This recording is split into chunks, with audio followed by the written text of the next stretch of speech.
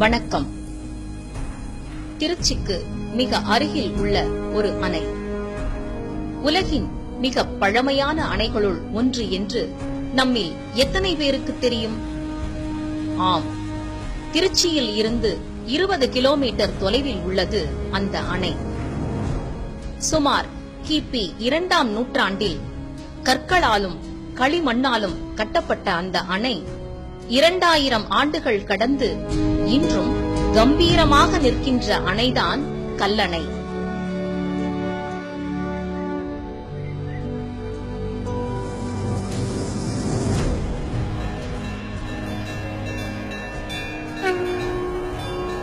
தமிழர்களின் பெருமையை உலகறியச் செய்தவர்கள் சோழர்கள்.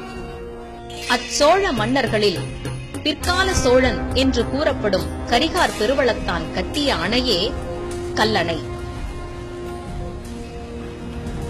காண்பவரை கவர்ந்து பிரம்மாண்டமாய் நிற்கும் கல்லணை எப்படி உருவாகியது?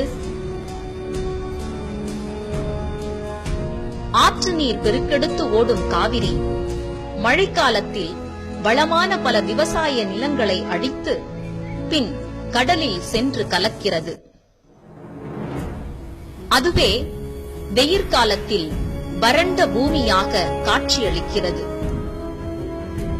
மக்களின் இத்தகைய துயரத்தை கண்ட மன்னன் கரிகாலன் இதனை தடுக்கும் வகையில் காவிரியின் குறுக்கே ஒரு அணை எழுப்ப முடிவெடுத்தான். ஆனால் ஒரு நொடிக்கு 2 லட்சம் கனநீர் பாயும் காவிரியின் மேல் அணை கட்டுவது என்பது சாதாரண காரியம் அல்லவே. இருந்தும் அதற்கும் ஒரு வழியை கண்டுபிடித்தனர். நாம் கடற்கரையில் நிற்கும் போது அலை நம் கால்களை அணைத்துச் செல்லும்.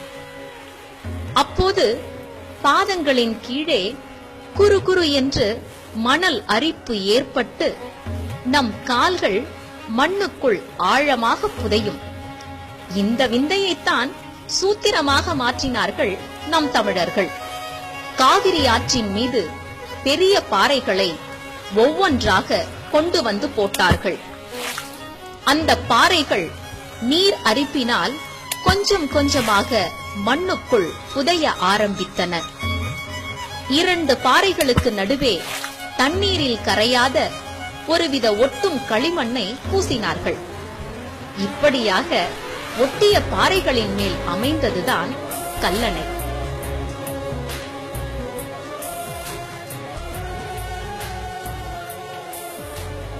வடக்கு புறத்தில் உள்ள கொள்ளிடத்தையும் காவிரி ஆற்றையும் இணைக்கும் உள்ளாற்றில் அமைந்ததுதான் கல்லணை.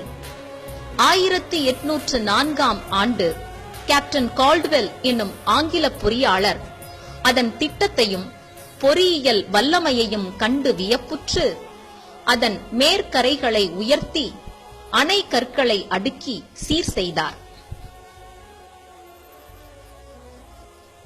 கல்லணை பல காலம் மணல் மேடாகி நீரோட்டம் தடைப்பட்டு வெள்ளத்தாலும் வறட்சியாலும் வளமை குறைந்திருந்தது. அதன்பின் 1839இல் காவிரி பாசன பகுதியின் தனி பொறுப்பாளராக சர் ஆர்தர் காட்டன் என்பவர் ஆங்கிலேய அரசால் நியமிக்கப்பட்டார். அவர் அணையை சிறு சிறு பகுதிகளாக பிரித்தெடுத்து மணல் போக்கிகளை அமைத்தார். அப்போது கல்லணைக்கு அமைக்கப்பட்ட அடித்தளத்தை பார்த்து வியந்து அவர் பழந்தமிழரின் அணை கட்டும் திறனையும் பாசன மேலாண்மையையும் உலகிற்கு எடுத்துக் கூறினார். கல்லணைக்கு கிராண்ட் அணைக்கட்டு என்ற பெயரையும் சூட்டினார். காவிரி ஆறு முக்கொம்பு என்னும் இடத்தில் காவிரி கொள்ளிடம் என 2ஆக பிரிகிறது. பின் பிரிந்த காவிரி ஆறு கல்லணையை வந்தடைகிறது. கல்லணை வந்தடைந்த காவிரி காவிரி ஆறு, வெண்ணாறு, புது ஆறு, கொள்ளிடம் என 4ஆக பிரிகிறது. பாசன காலங்களில் பயன்பட காவிரி, வெண்ணாறு, புது ஆறு ஆகியவற்றிலும் வெள்ளக்காலங்களில் கொள்ளிடத்திற்கும் கல்லணையில் இருந்து தண்ணீர் திறந்து விடப்படுகிறது. இதனால் வெள்ளக்காலங்களில் பல லட்சம் ஏக்கர் நிலப்பரப்பு வெள்ளத்திலிருந்து காப்பாற்றப்படுகிறது. கல்லணை உலகின் மிக பழமையான அணைகளுள் ஒன்று. இன்றைக்கும் உருவாகிக் கொண்டிருக்கும் ஒவ்வொரு அணையின் கல்லும் கல்லணையின் பிரதிபிம்பமே. இத்தகைய அணையை கட்டிய கரிகார் சோழனுக்கு அவ்விடத்திலேயே அமைந்துள்ள மணிமண்டபத்தால் சோழ மண்ணிற்கு கூடுதல் பெருமை. இம்மண்டபத்தில் கரிகார் சோழன் யானையின் மீது அமர்ந்த கோலம் பல நூற்றாண்டுகளை கடந்தும் உறுதியோடு நிற்கும் கல்லணையின் பெருமையையும் தமிழர்களின் கட்டுமான திறனையும் கம்பீரமாக பறைசாற்றி